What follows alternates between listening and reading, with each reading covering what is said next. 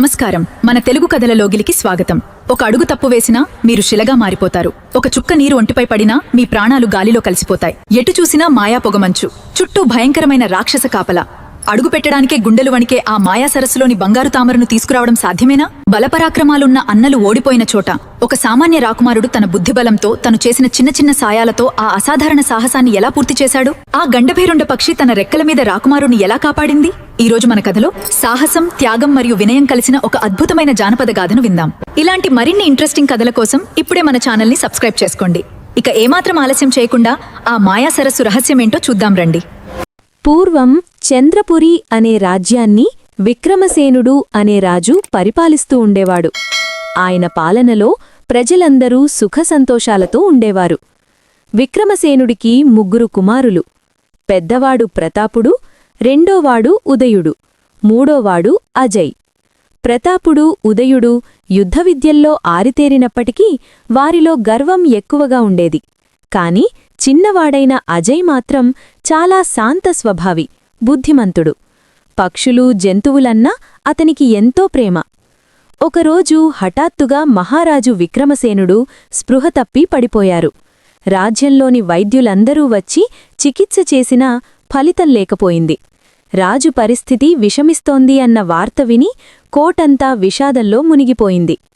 అప్పుడొక వృద్ధ సన్యాసి రాజభవనానికి వచ్చారు. ఆయన రాజును పరీక్షించి, మంత్రులారా, మహారాజుగారు ఒక వింత వ్యాధిబారిన పడ్డారు. దీనికి సాధారణ ఔషధాలు పనిచేయవు. హిమాలయాల అవతల ఉన్న మాయాలోకంలోని నీలి సరస్సులో ఒక బంగారు తామర పువ్వు ఉంటుంది. ఆ పువ్వు రేకులను పాలలో కలిపి సేవిస్తేనే రాజుగారు ప్రాణాలతో బయటపడతారు అని గంభీరంగా అన్నారు. ఆ మాట విన్న పెద్ద రాకుమారుడు ప్రతాపుడు ముందుకు వచ్చి, స్వామీ, నేనిప్పుడే బయలుదేరుతాను. ఆ బంగారు తామరను తీసుకురావడం నాకో లెక్క అని గర్వంగా అన్నాడు. ప్రతాపుడు తన బలమైన గుర్రంపై వేగంగా బయలుదేరాడు. కొంత దూరం వెళ్ళాక రెండోవాడు ఉదయుడు కూడా తండ్రిమీద ప్రేమతో తన అన్నకంటే తనే ముందు ఆ పువ్వు తేవాలనే పోటీతో బయలుదేరాడు. చివరగా అజయ్ తన తండ్రిని చూసి కళ్లలో నీళ్లతో, నాన్నా, భయం లేదు, నేనా పువ్వుతో తిరిగి వస్తాను అని చెప్పి ఒక సామాన్యమైన గుర్రంపై బయలుదేరాడు. అజయ్ ప్రయాణం చేస్తున్న మార్గంలో ఒక చెట్టు కిందే నీరసంగా పడి ఉన్న ముసలి అవ్వ కనిపించింది. అజయ్ తన గుర్రాండి ఆపి ఆమె దగ్గరకు వెళ్లాడు. అవ్వా, ఏమైంది, చాలా నీరసంగా ఉన్నావు అని అడిగాడు. ఆ అవ్వ గొంతు సవరించుకొని, నాయనా, 3 రోజులుగా తిండిలేదు, ప్రాణం పోయేలా ఉంది అంది. అజయ్ ఏమాత్రం ఆలోచించకుండా తన దగ్గర ఉన్న రొట్టెలు, పండ్లు ఆమెకు ఇచ్చాడు. ఆమె సంతోషంగా తిని ఇలా అంది, నాయనా అజయ్, నీ దయ చూస్తుంటే నువ్వు గొప్ప కార్యానికి వెళ్తున్నావని అర్థమవుతోంది. దారిలో నీకు 3 పరీక్షలు ఎదురవుతాయి. బలం కంటే బుద్ధితో, ప్రేమతో ఆలోచించు. ఇదిగో ఈ మాయా ఈకను ఉంచుకో, ఇది నీకు ఆపదలో సాయపడుతుంది అని దీవించింది. దారిలో అజయ్కి ఒక పెద్ద నది అడ్డంగా వచ్చింది. అక్కడ వేల సంఖ్యలో చీమలు నదిని దాటలేక కొట్టుకుపోతున్నాయి. అజయ్ జాలితో ఒక పెద్ద కొమ్మను నరికి నదికి అడ్డంగా వేశాడు. చీమలరాజు వచ్చి, రాకుమారా, నీకు ఎంతో పుణ్యం ఉంటుంది. సమయం వచ్చినప్పుడు నీకు మేము సాయం చేస్తాం అని మాట ఇచ్చాడు.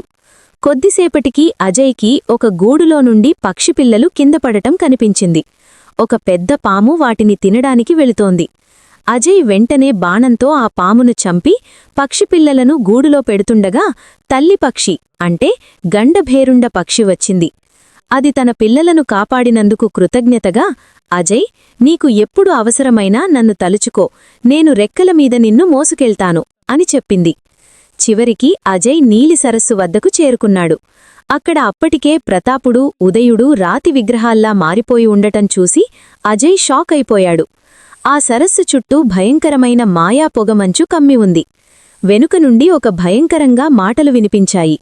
ఈ సరస్సులో ఉన్న కాలువ పువ్వును చేరాలంటే ముందు ఆ పొగమంచును ఛేదించాలి.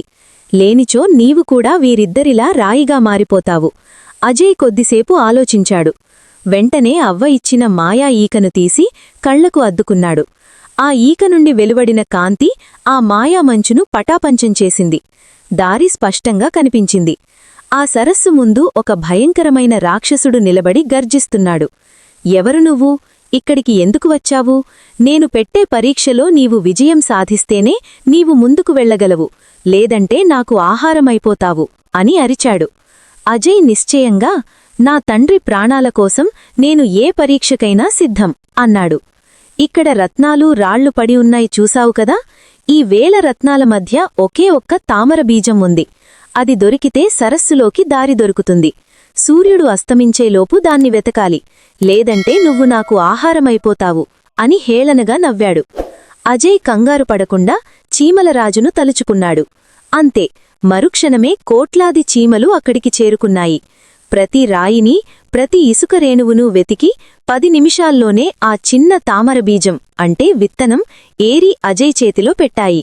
రాక్షసుడు ఆశ్చర్యపోయి చీమలు అజయ్కి ఎందుకు సహాయం చేశాయో తనకున్న దివ్యదృష్టితో చూసి తెలుసుకొని, శహబాష్ అజయ్, నీ మంచితనమే నీకిప్పుడు సహాయం చేసింది.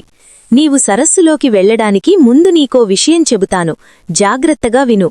ఆ సరస్సు సామాన్యమైనది కాదు. ఆ నీటిని తాకితే మనిషి కరిగిపోతాడు. తామర పువ్వేమో సరస్సు మధ్యలో ఒక పెద్ద సుడిగుండంపైన ఊగుతూ ఉంటుంది. నీవు అక్కడికి చేరుకోలంటే చాలా ప్రమాదం. నీ మంచితనమే నిన్ను అక్కడికి చేరుస్తుంది. జాగ్రత్తగా వెళ్ళు అజయ్ అని చెప్పి ఆ రాక్షసుడు మాయమైపోయాడు. అజయ్ కొద్దిసేపు ఆలోచించి తన పిల్లలను కాపాడినందుకు తనకు సహాయం చేస్తానన్న గండభేరుండ పక్షిని తలుచుకున్నాడు. ఆకాశం నుండి ఆ పక్షి వేగంగా దిగివచ్చింది. రాకుమారా, నా రెక్కల మీద కూర్చో అంది. అజయ్ పక్షిమీద కూర్చొని ఆకాశంలోకి ఎగిరాడు. సరస్సు మధ్యలో ఉన్న సుడిగుండం నుండి భయంకరమైన నీటి తుఫానులు పక్షిని అడ్డుకోబోతున్నాయి. కాని పక్షి తన బలమైన రెక్కలతో వాటిని ఎదుర్కొని అజయ్ను ఆ బంగారు తామర పువ్వు వద్దకు చేర్చింది. అజయ్ ఆ పువ్వును కోయగానే ఆ సరస్సులోని మాయాజాలమంతా అంతమైపోయి సరస్సు మధ్యలో ఒక దివ్యమైన దేవత ప్రత్యక్షమయింది. ఆమె అజయ్తో ఇలా అంది, రాకుమారా, నీ సాహసం వెనుక కేవలం నీ బలం లేదు, నీ మంచి గుణముంది. నువ్వు కాపాడిన జీవులే ఈరోజు నిన్ను కాపాడాయి. నీ మంచితనాలికి మెచ్చి నీకు ఏదైనా కోరిక ఉంటే తీరుస్తాను, చెప్పు అని అడిగింది. అజయ్ వినయంగా తలవంచి, తల్లి, నాకు ఈ పువ్వుతో పాటు రాయిగా మారిన నా అన్నలను కూడా సాధారణ మనుషులుగా మార్చు అని కోరాడు. దేవత సంతోషించి, నీలో స్వార్థం లేదు కాబట్టే నీకు ఈ విజయం దక్కింది అని అన్నవిద్దరినీ మనుషులుగా మార్చింది. అజయ్ తన అన్నలతో కలిసి కోటకు చేరుకున్నాడు. ఆ పువ్వు రేకులతో తయారుచేసిన మందును సేవించగానే రాజుగారు పూర్తిగా కోలుకున్నారు. ప్రతాపుడు, ఉదయుడు సిగ్గుతో తలవంచుకొని, తమ్ముడు, కేవలం కత్తి ఉంటే సరిపోదు, నీలాంటి మంచి మనస్సు ఉంటేనే విజయం సాధ్యమని మాకు అర్థమైంది అని అజయ్ను క్షమాపణ కోరారు. రాజుగారు అజయ్కు పట్టాభిషేకం చేశారు. అజయ్ పరిపాలనలో ప్రజలంతా సుఖంగా ఉన్నారు. అంతేకాదు, ఆ రాజ్యంలో జంతువులకు, పక్షులకు కూడా గౌరవం పెరిగింది. చూశారు కదా మిత్రులారా, అజయ్ కేవలం తన కత్తిబలంతోనో అహంకారంతోనో ఆ బంగారు తామరను సాధించలేదు. తను దారిలో చూపిన జాలి, చేసిన చిన్న చిన్న సాయాలే అతనికి రక్షణ కవచాల్లా మారి చివరకు విజయాన్ని అందించాయి. మన జీవితంలో కూడా అంతే. మనం ఇతరులకు చేసే మేలు ఎప్పుడూ వృధాపోదు. అహంకారాన్ని వదిలి వినయంతో ముందడుగు వేస్తే ఎలాంటి మాయా సరస్సునైనా, మరెంతటి కష్టాన్నైనా సులభంగా జయించవచ్చు. మరి ఈ సాహస జానపద కథ మీకెలా అనిపించింది? అజయ్ చేసిన పనుల్లో మీకు బాగా నచ్చిన విషయమేంటో కింద కామెంట్స్లో తప్పకుండా తెలియజేయండి. మీ ఒక్క లైక్ మాకిలాంటి మరిన్ని మంచి కథలను మీ ముందుకు తీసుకురావడానికి ఎంతో ప్రోత్సాహాన్నిస్తుందా. ఇలాంటి మనసును హత్తుకునే, ఆలోచింపజేసే మరెన్నో జానపద మరియు పౌరాణిక కథల కోసం ఇప్పుడే మన తెలుగు కథల లోగిలి ఛానల్ను సబ్స్క్రైబ్ చేసుకోండి. పక్కనే ఉన్న బెల్ ఐకాన్ను క్లిక్ చేయడం ద్వారా మా ప్రతి కొత్త కథను మీరు మిస్ కాకుండా చూడవచ్చు. మళ్ళీ మరో అద్భుతమైన కథతో కలుద్దాం.